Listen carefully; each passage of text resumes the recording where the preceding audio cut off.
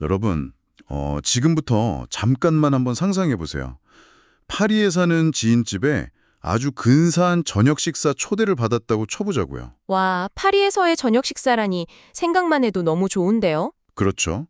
약속 시간이 저녁 7시 정각이에요. 그래서 늦으면 절대 안 되겠다는 생각에 막 서둘러서 정확히 6시 59분에 도착을 한 거예요. 아주 모범적인 한국인 마인드네요. 시간 엄수. 맞아요.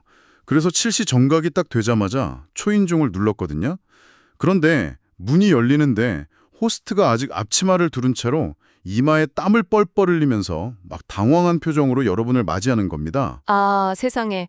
집안에서는 막 오븐 돌아가는 소리 나고 거실엔 청소기 덩그러니 놓여 있고 그렇겠네요. 네, 정확합니다. 자, 축하합니다.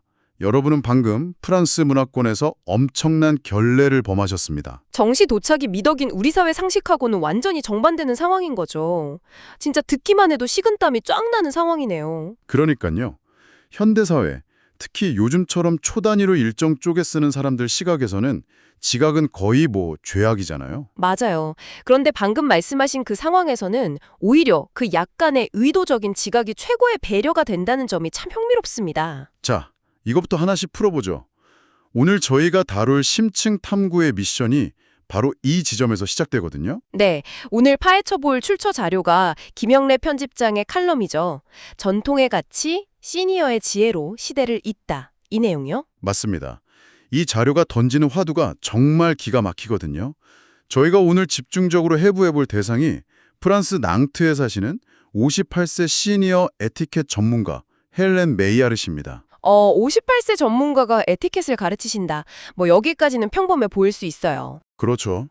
근데 이분이 무려 17세기 프랑스 궁정 예절을 그것도 인스타그램이라는 가장 막 트렌디하고 가벼운 플랫폼을 통해서 Z세대에게 가르치고 있다는 거예요. 그리고 젊은 층의 반응이 가히 폭발적이라는 게 이 현상의 핵심이잖아요.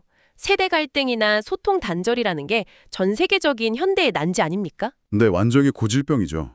그런데 이 어려운 문제를 17세기의 낡은 유산이랑 21세기의 최신 쇼폰 플랫폼을 결합해서 풀어냈다는 겁니다. 저는 처음에 이 자료 읽고 진짜 제 눈을 의심했어요. 지금 Z세대라고 하면 넥타이는커녕 출근할 때 트레이닝복 입는 것도 쿨하다고 생각하는 세대잖아요. 권위라던가 엄숙주의 이런 거라면 딱 질색하는 세대죠. 맞아요, 맞아요. 그런데 나이프 잡는 법, 인사하는 법, 이런 그 숨막히는 고전적 에티켓에 열광한다고요. 이건 도무지 앞뒤가 안 맞는 현상 같거든요. 대체 에티켓이라는 게 본질적으로 뭐길래 시대를 거슬러서 작동하는 걸까 궁금해지죠. 네, 그러니까요. 이유가 뭘까요? 그걸 이해하려면 칼럼에서 짚어주는 에티켓의 역사적 기원, 그중에서도 루이 14세 시대의 베르사유 궁전으로 시계를 확 돌려봐야 합니다. 아, 베르사유 궁전이요? 화려함의 극치잖아요. 흔히들 에티켓이라고 하면 찻잔 들 때 새끼손가락을 어떻게 펴야 하는지 그런 피곤한 허례허식을 떠올리잖아요. 그렇죠. 엄청 답답한 귀족들의 룰 같은 느낌? 그런데 사실 그 출발점은 전혀 달랐습니다. 당시 베르사유 궁전이 어떤 상황이었냐면 권력을 지려고 전국에서 몰려든 수많은 귀족들로 말 그대로 초만원 상태였어요. 아, 그 한정된 공간에 엄청난 인파가 몰려 있었군요. 네. 거기다 서로 자존심은 하늘을 찌르지 허리에는 다들 검을 차고 다니던 시절이니까 툭하면 결투가 멀어지거나 권력 암투가 일어나는 거예요. 아하, 그러니까 단순히 우아하게 홍차를 마시기 위한 게 아니라 그 좁고 복잡한 공간에서 사람들이 서로 선을 넘지 않고 평화롭게 공존하기 위한 일종의 생존 매뉴얼 같은 거였네요. 정확한 표현입니다. 루이 14세가 이 귀족들을 통제하고 사회적 질서를 유지하려고 아주 치밀하고 거대한 시스템을 도입한 거죠. 동선이나 말투 같은 걸 통제했다고요? 맞아요. 식사할 때 태도 하나하나까지 다 규칙을 구현해서 타인에 대한 배려를 어떻게 보면 강제한 겁니다. 이야, 진짜 기발하네요. 17세기에 출시되었지만 타인과의 관계에서 버그가 발생하지 않도록 도와주는 완벽한 인간관계 운영체라고 볼 수 있겠어요. 바로 그겁니다. 여기서 매력적인 부분은 칼럼 저자가 다분히 보수적인 관점에서 이 현상을 분석하고 있다는 건데요. 아, 어떤 관점인가요? 물론 저희가 이 정치적 입장을 지지하는 건 아닙니다만 출처의 분석을 객관적으로 보면 아주 새로운 그림이 보여요. 어떤 그림이죠? 현대는 모든 것이 무한대로 허용되잖아요. 카카오톡 카톡이나 DM으로 1초 만에 메시지를 보내고 또 원하지 않으면 언제든 일시비나 점수를 탈 수도 있고요. 맞아요. 너무 빠르고 가벼워졌죠. 저자의 분석에 따르면 이 속도와 효율성만 강조하는 초연결 시대가 오히려 젊은 세대에게 엄청난 심리적 피로감과 불안을 안겨주었다는 겁니다. 그러니까 인간관계의 규칙이 너무 없어서 그 자유가 오히려 불안하다는 뜻인가요? 그렇습니다. 가이드라인이 전혀 없는 넓은 평야에 덩그러니 놓여 있다 보니까 상대방의 작은 행동 하나에도 막 에너지를 소모하게 되는 거죠. 아, 이게 나를 무시하는 건가? 아니면 내가 선을 넘은 건가? 하면서요. 맞아요, 맞아요. 그래서 역설적으로 현대의 젊은 세대가 변하지 않는 명확한 규칙, 그리고 타인을 존중하는 질서에 아주 본능적인 갈증을 느끼고 있었다는 분석입니다. 와, 뼈를 때리는 분석이네요. 규칙이 억압이 아니라 오히려 불안을 없애주는 안전망이 되는 거군요. 네, 잃어버린 품격에 대한 갈망이라고 할 수 있죠. 그렇다면 27세기식 안전망이 현대의 일상에 구체적으로 어떻게 적용되는지 헬렌 씨의 수업 내용을 좀 들여다봐야겠네요. 네, 좋습니다. 아주 실질적인 사례들이 있죠. 아까 오프닝에서 제가 살짝 언급했던 그 15분 지각 이야기로 다시 돌아가 볼까요?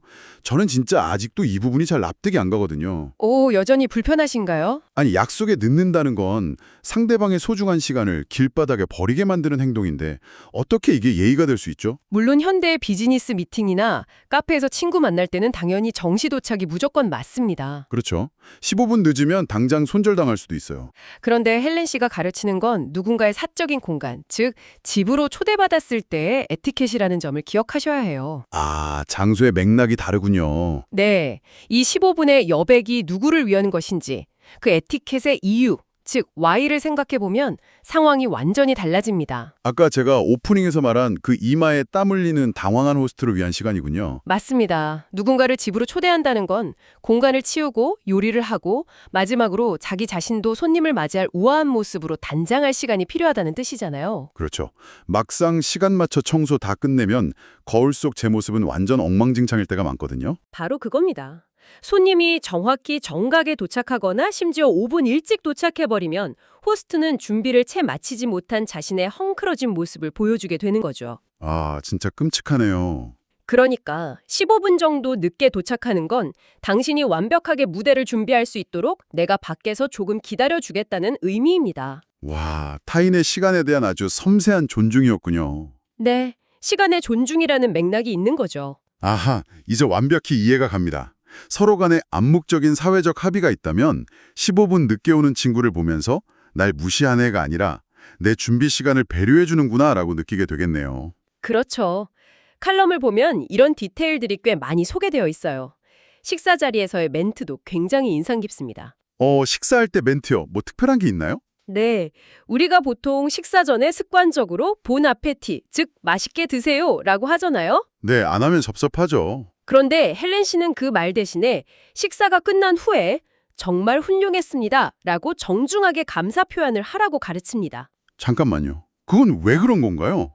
맛있게 드세요가 나쁜 말은 아니지 않나요? 나쁜 말은 전혀 아니죠. 하지만 에티켓의 관점에서는 식사의 초점이 배를 채우는 생리적 행위에 맞춰져 있는 뉘앙스를 줄 수 있다고 보는 겁니다. 아, 먹는 행위 자체에 너무 집중된다는 거군요. 반면에 다 먹고 나서 음식이 정말 훌륭했습니다 라고 말하는 건 그 식사를 준비하기 위해 호스트가 들인 수고와 정성, 그리고 함께 나눈 대화의 시간 전체에 대한 찬사거든요. 와, 듣고 보니까 모든 규칙의 나침반 바늘이 결국 상대방에 대한 배려를 딱 향하고 있네요. 네, 그리고 텍스트 메시지에 길들여진 Z세대에게 주는 조언도 흥미롭습니다. 어떤 내용이죠? 누군가를 처음 만났을 때 불완전한 줄임말이나 가벼운 인사가 아니라 완벽한 주어와 동사를 갖춘 완전한 문장으로 정중하게 인사하라는 대목이요. 완전한 문장이요. 처음엔 좀 꼰대 같다고 생각했는데 가만히 생각해보니까 누군가 나한테 눈을 맞추고 완전한 문장으로 무게감 있게 인사해주면 내가 굉장히 존중받는 느낌이 들 것 같긴 해요. 바로 그 감각입니다. 이런 작은 디테일들이 삭막한 현대사회에서 타인과 긍정적인 관계를 형성하는 섬세한 장치인 거죠. 진짜 그러네요. 청취자 여러분도 한번 상상해 보십시오. 만약 이런 작은 태도의 변화가 여러분의 일상 속 관계에 적용된다면 어떻게 바뀔까요? 건조한 이모티콘만 띄고 가는 관계 속에서 완전한 문장으로 건네는 정중한 인사 한마디가 나를 얼마나 품격 있는 사람으로 각인시킬지 확 와닿네요. 정말 큰 차이를 만들죠. 그런데요, 여기서 아주 현실적인 의문이 하나 생깁니다. 이런 내용이 아무리 좋아도 이걸 누가 어떻게 가르치느냐에 따라 완전히 잔소리나 훈계로 들릴 수 있잖아요. 아, 메신저와 매체의 문제군요. 네. 58세의 시니어 여성이 20대들한테 17세기 예절을 설교한다. 자칫하면 소셜미디어에서 최악의 그 라떼는 마리아 계정으로 조롱받기 딱 좋은 조건 아닙니까? 맞습니다. 아주 위험한 줄타기죠. 어떻게 헬렌 씨는 꼰대가 아니라 힙한 인플루언서가 된 걸까요? 여기서 정말 흥미로운 점이 나오는 것 같아요. 그게 바로 헬렌 메이야르 씨가 가진 소통 방식의 천재성입니다. 단순히 메시지만 전달한 게 아니라 자신만의 독보적인 권위와 시각적 매력을 완벽하게 구축했거든요. 시각적인 매력이라면 그 인스타그램 영상 배경 같은 걸 말하는 건가요? 네, 그녀는 프랑스 낭트에 있는 자기 자택을 마치 17세기 귀족 부인의 집처럼 베르사유 궁전의 한 귀퉁이를 옮겨놓은 것처럼 우아하게 연출했어요. 거기서 인식기를 들고 콘텐츠를 찍습니다. 아, 그러니까 영상이 시작되자마자 17세기로 훅 빨려 들어가는 듯한 몰입감을 주는 거군요. 그런데 그것만으로는 좀 부족하지 않나요? 어떤 점에서요? 솔직히 그냥 돈 많은 코스프레라고 생각할 수도 있잖아요. 예리한 지적이십니다. 그래서 그녀의 객관적인 권위 증명이 중요한 역할을 합니다. 증명할 방법이 있나요? 그녀가 쓴 예절책인 교양 있게 빛나라를 보면요. 서문을 쓴 사람이 무려 스테판 메른입니다. 스테판 베른요? 누구죠? 이 사람이 프랑스 마크롱 대통령의 문화유산 자문위원이자 유럽 왕실 문화의 최고 권위자거든요. 와, 엄청난 고물이네요. 이런 인물이 서문을 써줬다는 건 헬렌 씨의 에티켓이 근본 없는 흉내가 아니라 프랑스 엘리트 사회가 인정하는 진짜라는 걸 확실하게 증명하는 거죠. 와, 쇼품의 바다에 떠다니는 수많은 자칭 라이프 코치들 사이에서 완전 압도적인 신뢰감을 주는 스펙이네요. 그렇죠. 하지만 아무리 진짜 명품이어도 포장지가 지루하면 Z세대는 그냥 스크롤 넘겨버리잖아요. 맞습니다. 그래서 여기서 베르사유 궁전이라는 가장 무겁고 엄격한 주제와 인스타그램이라는 가장 가볍고 속도감 있는 매체의 정면 충돌 시너지가 일어납니다. 어떻게 충돌하나요? 헬렌 씨는 카메라 앞에서 절대 근엄하게 훈계하지 않아요. 출처에 따르면 그녀는 58세라는 나이에도 불구하고 인스타그램을 기가 막히게 활용하면서 자신의 여성스러움과 유머를 한껏 발휘합니다. 아, 릴스 영상을 상상해보니까 그림이 딱 그려지네요. 어떻게 상상되시나요? 뒤에는 뭐 으리으리한 샹들리에가 있고 완벽한 세팅이 되어 있는데 정작 본인은 최신 유행하는 빠른 비트 음악에 맞춰서 유쾌한 표정으로 나이프 쥐는 법을 보여준다거나 막 과장되게 윙크를 날린다거나 하는 식이겠군요. 정확하게 보셨습니다. 칼럼은 그녀의 인기 비결 중 하나로 자신을 너무 심각하게 여기지 않는 태도를 꼽습니다. 자신을 심각하게 여기지 않는다. 이거 되게 좋은 말이네요. 자기가 다루는 전통 예절이라는 컨텐츠 자체는 엄청 진지하고 완벽하게 다루지만 그것을 전달하는 메신저인 자기 자신은 기꺼이 낮추고 희화화할 줄 아는 여유가 있는 겁니다. 이거 진짜 소름 돋는 통찰이네요. 권위 있는 사람이 스스로를 심각하게 여기지 않을 때 나오는 그 특유의 매력. 네, 그 갭에서 오는 매력이 엄청나죠. 결국 G세대가 열광한 건 단순히 17세기 예절 지식 자체가 아니라 그 지식을 진정성 있고 유쾌하게 전달하는 헬렌 씨의 태도 그 자체였던 거군요. 그렇습니다. 기술이나 매체는 그저 도구일 뿐이에요. 세대를 관통하고 정서적 거리감을 허무는 진짜 소통의 핵심은 깊이 있는 전통 컨텐츠와 상대방 눈높이에 맞추는 진정성이라는 걸 보여주는 완벽한 패턴이죠. 자, 그럼 이제 시선을 좀 더 넓혀서 이 현상이 우리 사회 전체에 던지는 거시적인 의미를 짚어봐야 할 것 같아요. 이게 다 무슨 의미일까요? 출처 자료 후반부를 보면 이게 단순히 헬렌 씨 개인의 성공 스토리가 아니라는 걸 알 수 있습니다. 그렇죠. 지금 우리 사회도 급격한 고령화랑 세대 간 단절 때문에 완전 몸살을 앓고 있잖아요. 내 젊은 세대는 기성세대를 말 안 통하는 꼰대라고 피하고 기성세대는 젊은 세대를 버릇없다고 혀를 차고요. 이걸 더 큰 그림과 연결해보면 어떤 해답이 나올까요? 가 있습니다. 저자는 시니어 세대가 평생 축적한 지혜와 경험이 결코 낡은 과거의 유산이 아니라고 역설합니다. 오히려 요즘 시대에 더 필요하다는 건가요? 그렇죠. 급변하는 세상 속에서 중심을 잃고 방황하는 젊은 세대에게 시니어의 경험은 시대가 지나도 퇴색되지 않는 나침반 역할을 해줄 수 있는 귀중한 사회적 자산이라는 겁니다. 하지만 아무리 좋은 나침반이어도 그걸 청취자분들이 속한 조직이나 가족 내에서 실질적인 자산으로 활용하지 못하면 옛날 이야기로 끝나버리지 않나요? 맞습니다. 그래서 칼럼에서도 50플러스 센터 같은 공공교육 프로그램의 역할을 아주 중요하게 언급하죠. 아, 시니어 교육기관 말씀하시는군요. 어떤 역할을 해야 할까요? 시니어들이 소셜미디어나 최신 기술을 배우는 걸 그저 소일거리로 폄하해선 안 된다는 겁니다. 헬렌 씨 사례처럼 시니어가 최신 디지털 도구를 배워서 자신의 지혜를 공유하기 시작하면 엄청난 선순환이 생기거든요. 일단 시니어분들 스스로 자아 실현해 하시면서 사회 전체의 품격도 높아지겠네요. 바로 그겁니다. 개인의 성취를 넘어 사회 시스템으로 작동하면 세대 간에 끊어졌던 다리가 다시 연결됩니다. 어떻게 연결되죠? 젊은 세대는 디지털 시대의 얄팍한 관계에서 얻지 못했던 정서적 안정감과 깊이를 배우고 시니어들은 존중받으며 사회에 다시 기여하게 되는 거죠. 전통의 가치가 급변하는 사회에 안정과 질서를 부여하는 거군요.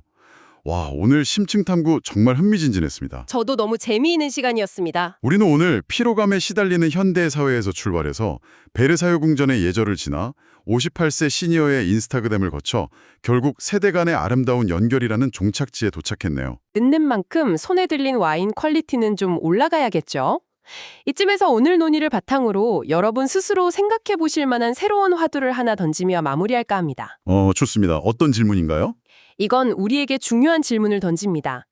17세기 프랑스의 예절이 21세기 인스타그램에서 Z세대의 외로움과 무질서를 해소해 주었다면 우리가 낡았다고 버려둔 또 다른 역사 속 규범 중에 디지털 시대의 단절을 치료해 줄 비밀 무기가 숨어 있진 않을까요? 와, 이를테면 어떤 게 있을까요? 예를 들어 조선시대의 다도나 빅토리아 시대의 편지 쓰기 같은 것들 말이죠. 여러분이 부활시키고 싶은 과거의 우아한 습관은 무엇인가요? 잊고 있던 나만의 비밀 무기를 당장 찾아보고 싶게 만드는 멋진 질문이네요. 여러분도 오늘 각자의 일상 속에서 그 해답을 적극적으로 탐구해 보시길 응원합니다. 오늘 저희의 심층 탐구는 여기까지입니다. 함께해 주셔서 고맙습니다.